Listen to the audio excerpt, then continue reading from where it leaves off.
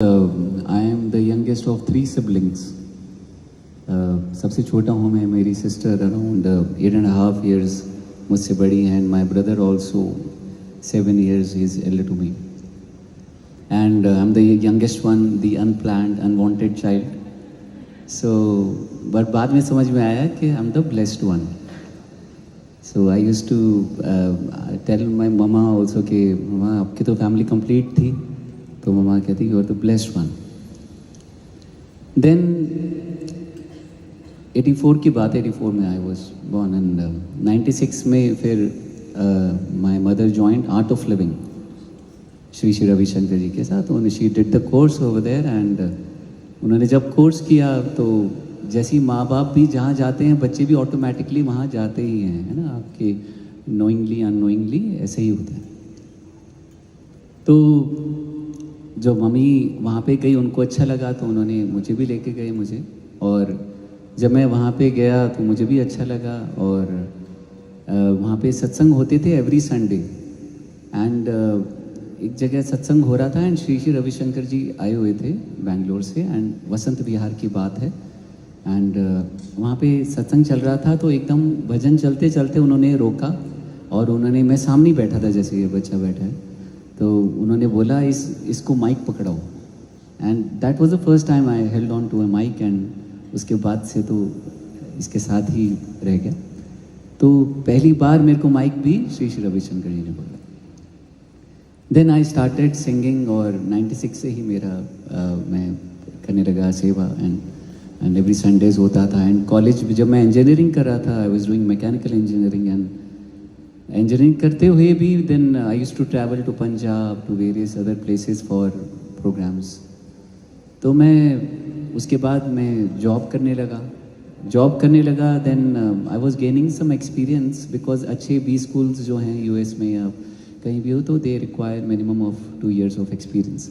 तो मैंने सोचा कि मैं उसके बाद and meanwhile I was preparing for GMAT also, and I was suppose to study in US or wherever for further studies MBA के लिए. But then I realized one day कि मैं इसके लिए नहीं बना, मैं किसी और चीज़ के लिए बना हूँ. मुझे खुद नहीं पता. इतना तो पता है कि मैं क्यूबिकल या ऑफिस में आई डोंट बिलोंग देयर. मेरे को तब ये जब अंदर से आया, देन ये हुआ कि मैंने I left everything and got full time into music. तो मैं आर्ट ऑफ लिविंग के लिए सेवा करता था, हर जगह जाता था और प्रोग्राम्स करता था. And from 2007 till 2010 it was like this. But 2010 में कुछ ऐसी चीज़ें हुई जो मुझे लगता था तब मेरे साथ क्यों हो रही है, मे बी पॉलिटिक्स और what ever, I will not name anybody, ऐसा कुछ नहीं है. बट ऐसा सब कुछ हुआ, सर्कमस्टांसेस ऐसे हुए, तो मुझे सोचना पड़ा कि मुझे क्या करना है. स्पेशली जब शादी की बात होती थी तो जैसे आई मेट, एंड कोइंसिडेंस की भी एक हद होती है, या मुझे लगता है कि 7 जुलाई 2010 we started dating, me and Suhani. She is my wife now ना. तो 7 जुलाई का महत्व हमें नहीं पता था. तो 7 जुलाई को we met and we started dating. तो उसके बाद जब 2 सितंबर को मैं पहली बार मुझे किसी आंटी ने सुना और मुझे अपने घर पे बुलाया. उनके घर पे दरबार था और वहाँ पे बोला कि एंड पहली बार मैंने गुरुजी का स्वरूप देखा था. उससे पहले मैंने नहीं देखा. ये बात है 2010 की 2 सितंबर की. तो जब मैंने वहाँ उनका स्वरूप देखा तो जब मैंने गाया तो मुझे बहुत अच्छा लगा, बिकॉज आई कैन डिस्क्राइब, क्योंकि आंखें बंद करके गाता हूँ. Like I said today also कि इट वॉज स्पेशल. एंड वैसे ही उस दिन बहुत स्पेशल लगा, बहुत अच्छा लगा, जैसा पहले कभी नहीं लगा वैसा लगा. तो 2010 की तभी मिला, तभी स्टार्ट हुआ ये सब. पर कुछ दोबारा इंसिडेंसेस ऐसे हुए कि मेरी मदर इन लॉ को बोलते थे मुंडा करदा की है, क्योंकि आप फाइनेंशियली कुछ नहीं होते. स्पेशली मेल्स उनके साथ होते फाइनेंशियली, अगर आप कुछ नहीं होते तो nobody respects you, nobody kind of वो आपको ज़्यादा तवज्जो नहीं देते. ये हार्ड फैक्ट है, बिटर ट्रूथ. तो मुझे खुद समझ नहीं आता था मैं क्या करूं, मुझे लगता था कि साथ में बिजनेस कर लूं मुझे, और इतना भी मेरी मदर लॉ कहती थी कि सिद्धार्थ जी आप बड़े भोले हो, आपसे बिजनेस भी नहीं होगा। तो मैंने सोचा हाँ ये तो बात सही है, जॉब मैं कर नहीं सकता, बिजनेस कर नहीं सकता, जो म्यूज़िक ही बचा। तो मैंने ना फिर 2011 में इतनी सारी चीज़ें चल रही थी, एंड जब इतनी सारी चीज़ें चल रही होती है बहुत परेशान हो जाते हो आप, चाहे कितना भी ज्ञान हो तो थोड़ा सा तो आपको इम्पैक्ट कर ही जाता है, और बहुत कुछ इम्पैक्ट कर जाता है, स्पेशली जब इतनी सारी चीज़ें चल रही हों। तो मैंने 2011 में बड़े मंदिर स्टार्ट किया जाना। बड़े मंदिर जाता था मैं every Thursday, almost every Thursday, और वहाँ पे उस टाइम आप जब दरबार में पहुँचते थे गुरुजी के, अगर आप 8 बजे भी पहुँच रहे हैं, 8:15 भी पहुँच रहे हैं, तो 9 बजे करीब आरती होती थी, तो उसके पहले आपको दरबार में जगह मिल जाती थी, तब भीड़ नहीं होती थी इतनी जितना, तब संगत होती थी मुझे। तो वहाँ पे पहुँच के जो सुकून मिलता था मुझे, वो उस कोई भी सुख उसके आगे फीका है। तो वो वहाँ पे बैठ के, एंड नीचे ही लंगर हॉल है, उतना बड़ा नहीं है जितना मेन लंगर हॉल है, लेकिन नीचे ही दरबार के नीचे लंगर हॉल है, तो वहाँ पे लंगर करके मैं आता था। पूरा 2011 ऐसे निकलता रहा, और 2012 में things started changing, people started calling me for programmes, not Guruji satsang, तब इतना ज़्यादा नहीं होता था, तो होता भी था तो सीडी या कैसेट चलती। तो जब 2012 में थिंग्स स्टार्टेड चेंजिंग, एंड थोड़ा फाइनेंशियली मैं स्टेबल होने लगा, एंड तो मुझे लगा कि गुरुजी की कृपा है साथ में, और दोबारा फिर अगस्त सितंबर की बात है, देन मैं उन्हीं आंटी ने जिन्होंने मुझे पहली बार बुलाया था, I am not naming anybody, but उन्हीं आंटी ने उनके घर सत्संग था, गौर से सुनिएगा, उनके घर सत्संग था, एंड सत्संग ख़त्म करके मैं जा रहा था बाहर, वहाँ से उन्होंने मुझे कुछ दिया, तो बहुत सुंदर एक ट्रे थी राउंड, एंड ऊपर रेड क्लॉथ था, बहुत सुंदर कवर, तो उन्होंने बोला आप देखो क्या है। तो मैंने जब उसको खोल के देखा तो उसमें जो पंजाबी जूती होती है वो थी। मैं बोला ये, बोलते ये गुरुजी के चरण हैं। मैं बोला मतलब, बोलते गुरुजी के ब्लेस्ड चरण हैं, जो गुरुजी ने जब फिजिकल फॉर्म में थे तो उन्होंने उन आंटी को दिए। मैंने बोला तो ये आप मुझे कैसे दे सकते? बोलते गुरुजी ने दर्शन दिए हैं, जिनको नहीं पता होता तो गुरुजी सपने में आके दर्शन देते हैं, ब्लेस करते हैं। तो उन्होंने बोला कि गुरुजी ने दर्शन दिए और बोला एक ही सजा के बैठी है, मुंडा आएगा कल उन्हों फड़ाई। तो मैंने जब ये सुना मेरी आंखें नम हो गई, एंड आई सेड कि really am I the one, सच्ची मुझे ये मेरे साथ ये हो गया। तो जो मैं घर गया, और जब घर गया तो पूरे घर में रोजेस की फ्रेग्रेंस हो गई, और अभी तक आती, तो पूरे घर में रोजेस की फ्रेग्रेंस हो गई, मतलब even on the 3rd floor, मतलब 2nd फ्लोर में, एंड ग्राउंड फ्लोर, वरांडा, मतलब सब जगह ऐसे लगा कि रोजेस की फ्रेग्रेंस हो, ऐसे लगा मुझे कि वो मेरे साथ हो गए। जब ये प्रमाण दिया, उसके बाद जब मैंने पहली बार गुरुजी के मंदिर में गाया था, तब वो मुझे क्या मिला मैं बता नहीं सकता। Something opened, something I don't know how he blessed, and उसके बाद माई फीलिंग, माई एवरीथिंग ऐसे लगा कि मेरे साथ हो गए वो हमेशा। उसके बाद रेस्ट ऑल इज हिस्ट्री, अगर आप बात करेंगे, बात 2014 की है, and rest all is history, and उसके बाद सब कुछ मिलता गया जो मैं चाहता था। लेकिन सबसे इम्पॉर्टेंट चीज़ है वो जब उनका साथ हो गया, तो और 2014 में ही डिसाइड कर लिया कि मेरा जो जीवन है वो गुरुजी को समर्पित। तो ऐसे ही चलता रहा। उसके बाद गौरव अंकल मिले, तो गौरव अंकल बोलते कि गुरुजी की तेरे को ब्लेसिंग है, और एक दिन आएगा, ये मैं प्रॉमिस करता हूँ कि हर घर में, दुनिया भर में तेरे को लोग सुनेंगे, तेरे लोग जानेंगे, और घर घर में पहुँचाऊँगा, गुरुजी पहुँचा देंगे। तो गुरुजी, गौरव अंकल के थ्रू गुरुजी ने हर जगह पहुँचा दिया। उसके बाद क्या हुआ, मेरे father, because my father he was a civil engineer, and he used to work in Abu Dhabi, and almost for 25 years he was there, and हम भी वहाँ जाते रहते थे। That's how I did mechanical engineering. मुझे भी ये प्लान था आगे बाहर जाने का। बट जब वो 2016 में वापस आए एंड फाइनली आफ्टर रिटायरमेंट, तो उन्होंने रिटायरमेंट, तो उसके बाद यहाँ पर आए जब इंडिया में, तो क्योंकि ना उनकी तबीयत पहले से ही ख़राब रहती थी, जैसे 97 में उनको एंजाइना का अटैक आया था, फिर 2008 में उनकी बाईपास सर्जरी हुई थी। एंड उसके बाद जब वो यहाँ पर आए तो उनको बहुत प्रॉब्लम होने लगी लंग्स में स्पेशली, एंड इतनी प्रॉब्लम हो रही है कि 3-4 दिन वो साल में 2-3 बार वो हॉस्पिटल आईसीयू में जाना पड़ता था, लंग्स में पानी भर जाता था। But after some time we got to know that कि नहीं, किडनीज सपोर्ट नहीं कर रही हैं बॉडी को, एंड तो मेडिसिन से जितना डिफ़र होता रहा उतना हम करते रहे, लेकिन 2019 एंड की बात है, 2020 की मतलब बात है, तो डॉक्टर ने उसमें बोला कि अब बहुत क्रिटिनाइन, आई थिंक 8-9 तक पहुंच गया था, तो डॉक्टर्स ने बोला कि डायलिसिस स्टार्ट करनी पड़ेगी। एंड डायलिसिस स्टार्ट करने का इशू ये था कि बिकॉज हार्ट उनका 30% ही काम कर रहा था, तो जब डायलिसिस करते हैं तो heart has to push out all the blood, तो डॉक्टर्स को पता था एंड बोलते चलो कोई बात नहीं, चलो डायलिसिस स्टार्ट किया। फिर विद इन अ मंथ ही उनको मैसिव हार्ट अटैक आ गया and he got shifted into ICU.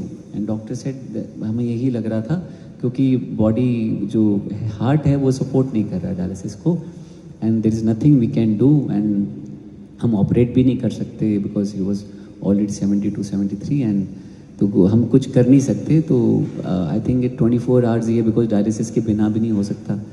तो उस दिन हमें लगा, बिकॉज 2016 से 20 तक ऐसे ही चलता रह गया, मुझे लगता है गुरुजी की कृपा से वो चलते रहे, and many times we thought we lost him and somehow he came back. तो जब ये लास्ट ही मुझे लगा this is the final goodbye, तो मैं घर पे था, मैं हॉस्पिटल से आया था, मैंने अरदास की वही चरणों के सामने गुरुजी के, कि मैंने बोला कि गुरुजी या तो पापा को मोक्ष दे दीजिए या तो इनको ठीक कर दीजिए।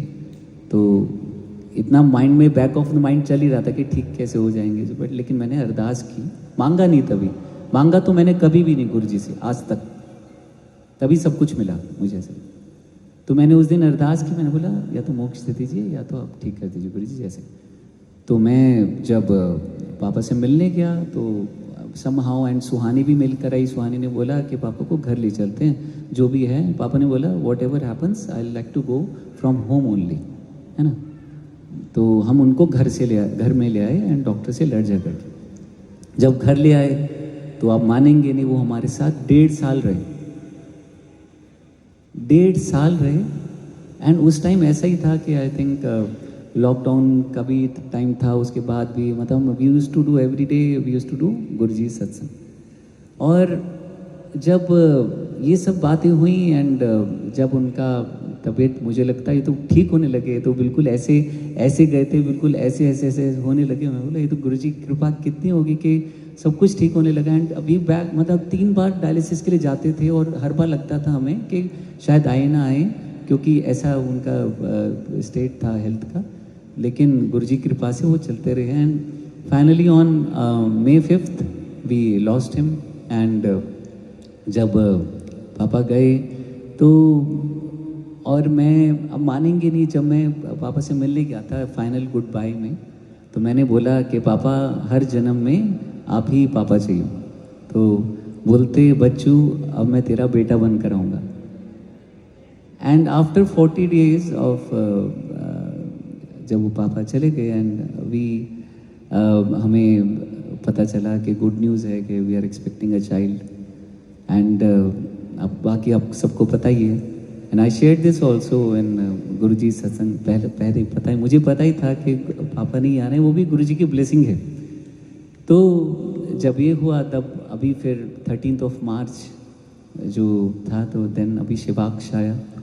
एंड मुझे यही जीवन है मुझे लगता है, क्योंकि हम कितनी बार आए कितनी बार गए, गुरुजी की अगर या भगवान की छाया में हम रहते हैं तो वैसे ही हमारा जीवन होता रहता, चलता रहता। इतना होता है आप सोचेंगे कि कुछ लिखा होता है, मेरी भी कुंडली में लिखा था, क्या लिखा था बताता हूँ, कि लिखा था कि कुछ मेरी तबीयत खराब होनी है 2020 में। सुहानी ने भी एस्ट्रोलॉजी किया है, she was used to tell me कि ऐसा, मैं बोले ठीक है 2020 आएगा तो देख लेंगे।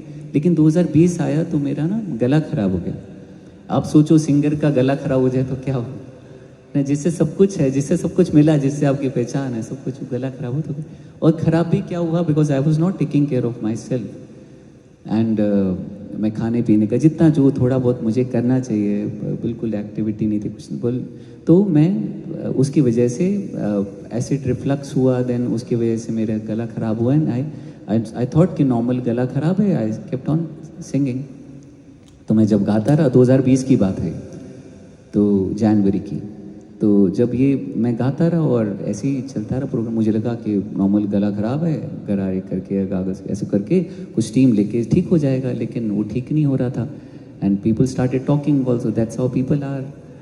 सो कि जब ये सब चलता रहा तो आई वेंट टू, मुझे लगा, फिर I took a break from the programmes, I went to Gangaram and doctor Devendra Rai, everybody told me that he is the best in ENT, आप उनको दिखाइए। गंगाराम में गया, उनको दिखाया तो उन्होंने बोला कि तो गले में वोकल कॉर्ड में सिस्ट हो गया।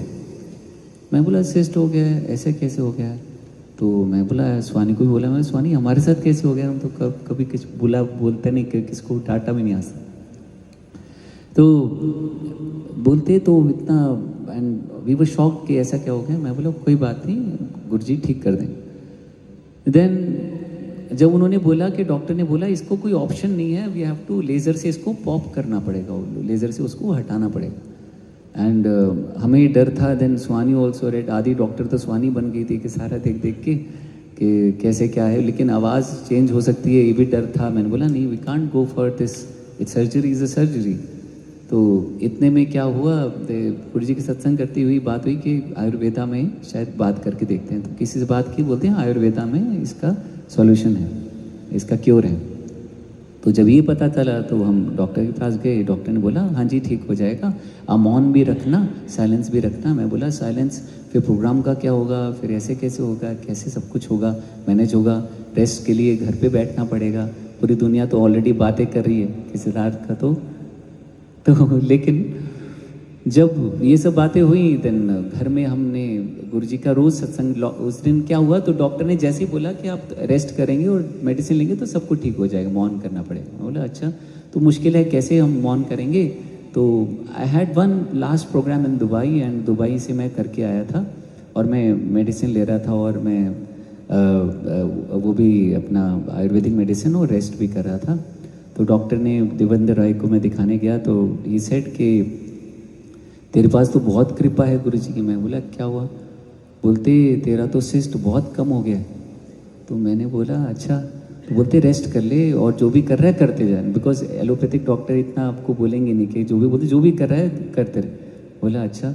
तो मैं उसके बाद मैंने बोला मुझे रेस्ट चाहिए था अच्छे से। मैं बोला कोई बात नहीं स्वानी, अच्छे से रेस्ट करो, then I improve my lifestyle everything, वो बात की बात है, लेकिन मैं ये कर लेता हूँ। जब ये पता चला कि रेस्ट करना है तो मैंने सोचा कि कैसे होगा रेस्ट, क्योंकि सब पूरी दुनिया तो खुली हुई। इतने में क्या हुआ, वो लॉकडाउन हो गया कि सब लोग घर पे बैठे। जब मैं घर पे बैठा तो सब लोग, आप सब भी घर पे बैठे थे। कहने का मतलब ये है कि दुख तो आना था, दुख आया, आया नहीं आया, लेकिन वो कितना हार्म कर सकता और कितना करके गया आप ये देखो। कहते ना जब आप गुरु की शरण में होते हैं तो जैसे तीर तो आना है आपकी तरफ, लेकिन तीर तो आया लेकिन आपकी टोपी लेके चला गया। इतनी शक्ति है भक्ति में, इतनी शक्ति है भाव में, इतनी शक्ति है गुरुजी में, इतनी शक्ति है। तो ये इतना मिरेकल है कि जो दुख था वो कैसे हो गया और बाकी सब जो मिला वो क्या। मुझे तो लगता है ये जीवन जो है मेरा को समझ। और मेरी आवाज़ भी ऐसा नहीं है, मैं बहुत अच्छा गाता था पहले, बिल्कुल भी अच्छा नहीं गाता था। सब कुछ गुरुजी ने दिया है ना। आवाज़ जो मेरी बदली है वो इन्होंने करा है, जो मुझे निखारा है, सवार है, सब इनका, ये इनको ही सौंप के जाना है मैंने जीवन, सब नहीं मुझे। तो इतनी शक्ति है कि जब लोग मेरी मदर इन लॉ से बोलते थे कि मुंडा करदा की है, करदा की, उनकी फ्रेंड्स कहती थी, तो अब वही फ्रेंड्स बोलते हैं कि सिद्धार्थ का सत्संग कब है जो हम ज्वाइन कर सकें, अटेंड कर सकें, क्योंकि मुंडा कमाल करता, वो कमाल मेरे गुरुजी का। तो जय गुरुजी। बस इतना ही कहना चाहता हूँ कि जब आप भक्त बन जाते हैं तो भगवान मिल जाते हैं, जब आप शिष्य बन जाते हैं तो गुरु मिल जाते हैं। तो यही मुझे लगता है जीवन का उद्देश्य है कि भक्त बनना है। भक्तों, कोई भी भक्त हो, चाहे किसी भी हो, भगवान को मान रहा हो, भक्त काम सिर्फ भक्त के ही बन रहे हैं, आप देखेंगे। तो ये है मेरा सत्संग। जय गुरु जी, शुक्राना गुरु जी, थैंक यू।